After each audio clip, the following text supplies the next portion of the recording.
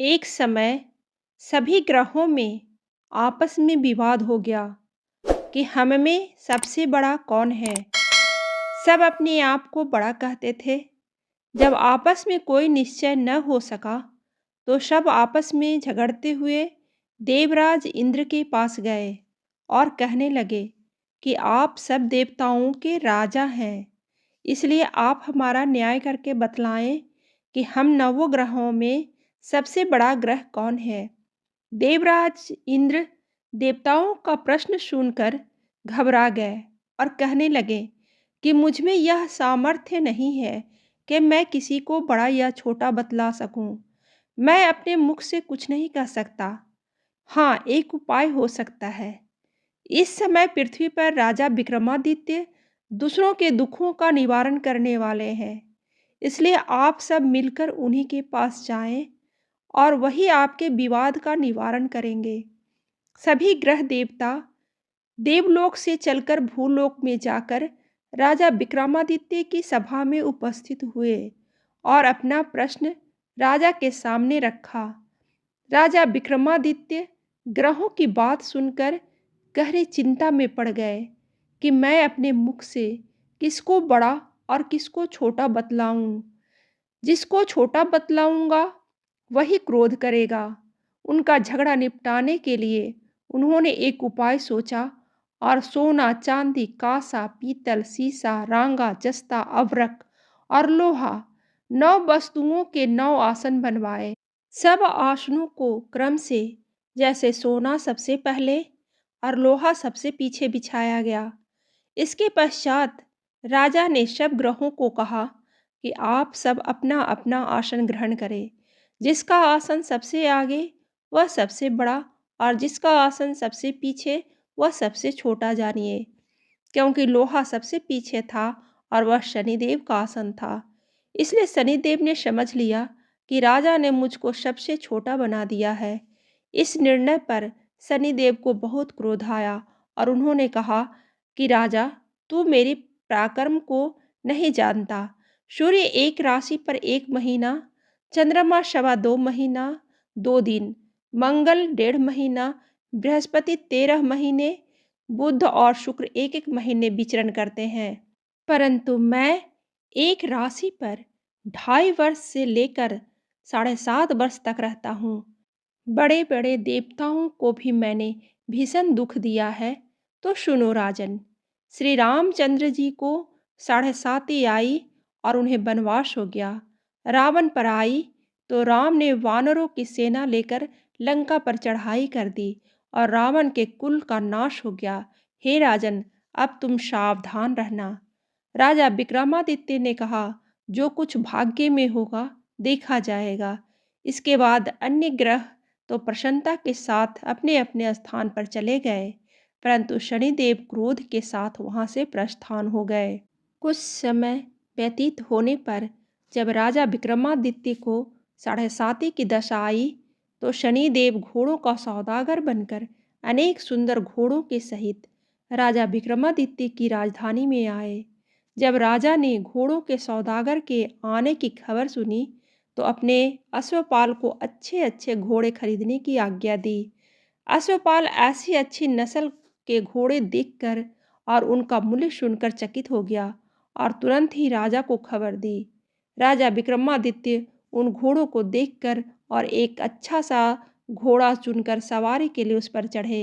राजा के पीठ पर चढ़ते ही घोड़ा तेजी से भागा। घोड़ा बहुत दूर एक घने जंगल में जाकर राजा को छोड़कर अंतर्ध्यान हो गया। इसके बाद राजा विक्रमादित्य अकेला जंगल में भटकता फिरता रहा। भूख प्यास से दुखी राजा ने भटकते भटकते एक ग्वाले को देखा। ग्वाले ने राजा को प्यास से व्याकुल देखकर पानी पिलाया। राजा की अंगुली में एक अंगूठी थी। वह अंगूठी उसने निकालकर प्रसन्नता के साथ ग्वाले को दे दी और स्वयं शहर की ओर चल दिए। राजा शहर में पहुंचकर एक सेठ की दुकान पर जाकर बैठ गया और अपने आप को उज्जैन का रहने वाला तथा अपना नाम बीका बतलाया। सेठ ने उसको एक कुलीन मनुष्य समझकर जल आदि पिलाया। भाग्यवश उस दिन सेठ की दुकान पर बहुत अधिक बिक्री हुई, तब सेठ उसको भाग्यवान पुरुष समझकर भोजन कराने के लिए अपने साथ अपने घर ले गया। भोजन करते समय राजा विक्रमादित्य ने एक आश्चर्यजनक घटना देखी। जिस खूंटी पर हार लटक रहा था, वह खूंटी उस हार को निगल रही थी। भोजन के पश्चात जब सेठ कमरे में आया, तो उसे कमरे में हार नहीं मिला। उसने यही निश्चय किया कि सिवाय वीका के और कोई इस कमरे में नहीं आया, अतः अवश्य ही उसी ने चोरी किया है। वीका से हार के बारे में पूछने पर उसने हार लेने से इनकार कर दिया। इस पर 5-7 आदमी उसको पकड़कर नगर के फौजदार के पास ले गए। फौजदार ने उसको राजा के सामने उपस्थित कर दिया और कहा कि यह आदमी भला प्रतीत होता है, चोर मालूम नहीं होता, परंतु सेठ का कहना है इसके सिवाय और कोई घर में आया ही नहीं, इसलिए अवश्य ही इसी ने चोरी की है। राजा ने आज्ञा दी कि इसके हाथ पैर काटकर चौरंगिया किया जाए। राजा की आज्ञा का तुरंत पालन किया गया और वीका के हाथ पैर काट दिए गए। कुछ काल व्यतीत होने पर एक तेली उसको अपने घर ले गया और उसको कोल्हू पर बिठा दिया। वीका उस पर बैठा हुआ अपनी जवान से बैल हाँकता रहा। इस काल में राजा की शनि की दशा समाप्त हो गई। वर्षा ऋतु के समय वह मल्हार राग गाने लगा। यह राग सुनकर उस शहर के राजा की कन्या मनभावनी उस राग पर मोहित हो गई। राजकन्या ने राग गाने वाले की खबर लाने के लिए अपनी दासी को भेजा। दासी सारे शहर में घूमती रही। जब वह तेली के घर के निकट से निकली, तब क्या देखती है कि तेली के घर में चौरंगिया राग गा रहा है। दासी ने लौटकर राजकुमारी को सब वृतांत सुना दिया।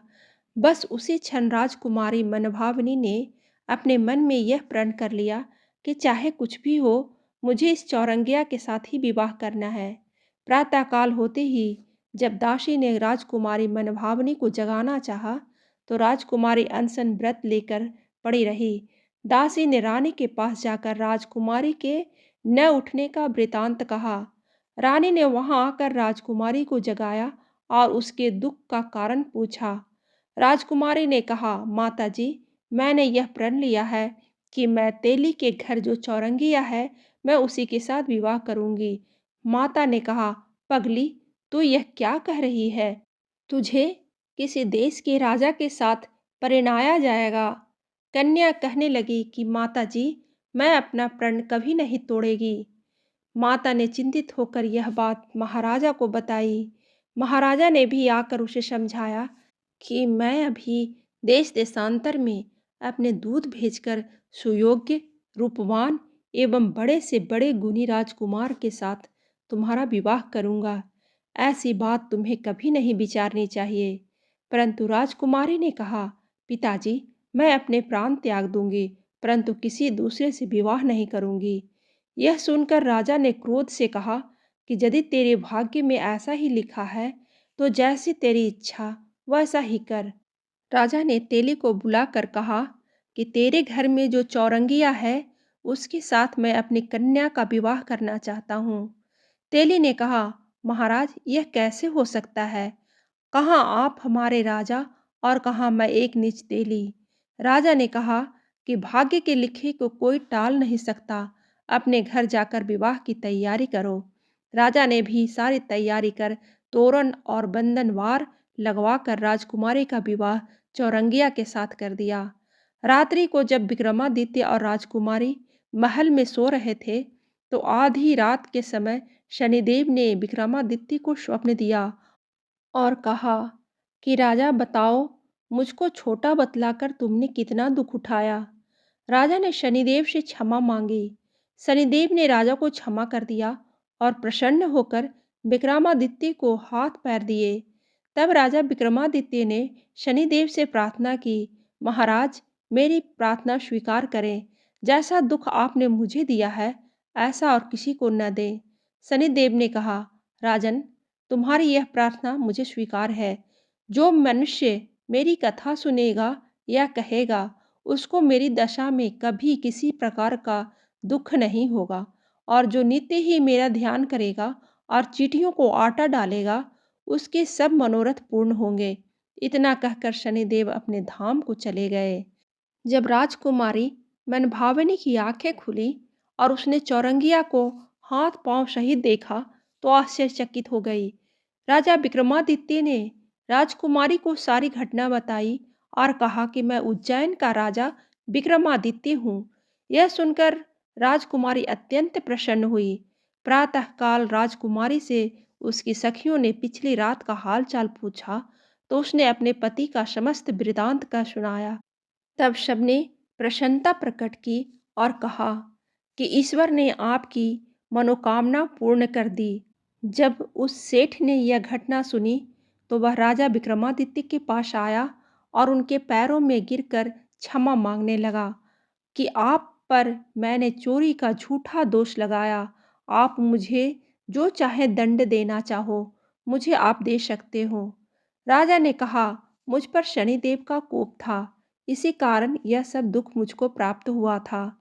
इसमें तुम्हारा कोई दोष नहीं। तुम अपने घर जाकर अपना कार्य करो, तुम्हारा कोई अपराध नहीं। सेठ बोला, महाराज, मुझे तभी शांति मिलेगी जब आप मेरे घर चलकर प्रीतिपूर्वक भोजन करेंगे। राजा ने कहा, जैसी आपकी इच्छा हो वैसा ही करें। सेठ ने अपने घर जाकर अनेक प्रकार के सुंदर व्यंजन बनवाए और राजा विक्रमादित्य को प्रीति भोज के लिए आमंत्रित किया। जिस समय राजा भोजन कर रहे थे, एक अत्यंत आश्चर्यजनक घटना सबको दिखाई दी। जो खूंटी पहले हार निगल गई थी, वह अब हार उगल रही थी। जब भोजन समाप्त हो गया तो सेठ ने हाथ जोड़कर बहुत सी मोहरें राजा को भेंट की और कहा, मेरी श्री कंवरी नामक एक कन्या है, उसका आप पानी ग्रहण करें। राजा विक्रमादित्य ने उसकी प्रार्थना स्वीकार कर ली। तब सेठ ने अपनी कन्या का विवाह राजा के साथ कर दिया और बहुत सा दान दहेज देकर सम्मान सहित विवाह संपन्न किया। कुछ दिन तक उस राज्य में निवास करने के पश्चात राजा विक्रमादित्य ने अपने ससुर राजा से कहा कि अब कुछ दिन बाद विदा लेकर राजकुमारी मनभावनी, सेठ की कन्या श्री कंवरी तथा दोनों जगह दहेज में प्राप्त अनेक दास दासी, रथ और पालकियों सहित राजा विक्रमादित्य उज्जैन की तरफ जाएंगे। जब वे शहर के निकट पहुंचे और पुरवासियों ने राजा के आने का संवाद सुना तो उज्जैन की समस्त प्रजा अगवानी के लिए आई। प्रसन्नता से राजा अपने महल में पधारे। सारे नगर में भारी उत्सव मनाया गया और रात्रि को दीपमाला की गई। दूसरे दिन राजा ने अपने पूरे राज्य में यह घोषणा करवाई कि शनि देवता सब ग्रहों में सर्वोपरि हैं। मैंने इनको छोटा बतलाया, इसी से मुझको यह दुख प्राप्त हुआ। इस प्रकार सारे राज्य में सदा शनिदेव की पूजा और कथा होने लगी। राजा और प्रजा अनेक प्रकार के सुख भोगती रही। जो कोई शनिदेव की शनिवार की आरती कथा विधि को सुनता है, शनिदेव की कृपा से उसके सब दुख दूर हो जाते हैं। व्रत के दिन शनिदेव की कथा को अवश्य पढ़ना चाहिए। कहानी अच्छी लगे तो लाइक जरूर करें और ऐसी ही कहानी सुनने के लिए सब्सक्राइब बटन दबाइए।